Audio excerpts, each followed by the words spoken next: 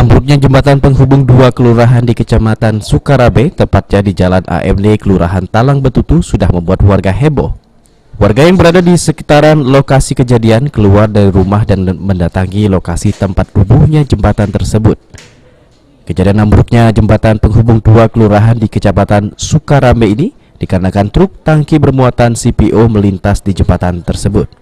Lurah Talang Betutu, Habibullah, menjelaskan jika pihak kelurahan sudah memberikan himbauan agar jembatan tersebut tidak dilewati dulu karena memang kondisinya yang tidak memungkinkan lagi. Pihak Pemkot Palembang menurut Habibullah sebelumnya sudah pernah datang untuk mengecek kondisi jembatan tersebut, rencananya akan diperbaiki. Himbauan pemerintah sudah ada dari sana kan, dari PU. Yang dari sana juga sudah dihimbau, tapi masyarakatnya sering anggap remeh. Terjadi ini sudah kita himbau. Masyarakat sini juga sudah menghimbau supaya jangan lagi lewat sini karena jembatannya masih dalam proses perbaikan. Ini sudah masuk dalam program Pemkot. Petugas Polsek Sukarabe yang mendapatkan kabar adanya jembatan ambruk langsung mendatangi TKP. Dari olah TKP yang dilakukan, tidak ditemukan korban jiwa.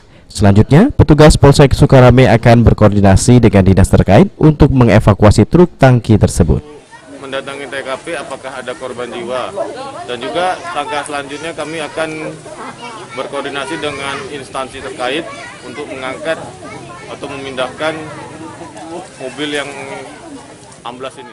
Untuk sementara, warga yang berada di sekitar jembatan harus memutar terlebih dahulu jika hendak melintas hingga kondisi jembatan diperbaiki oleh pihak Pemkot Palembang.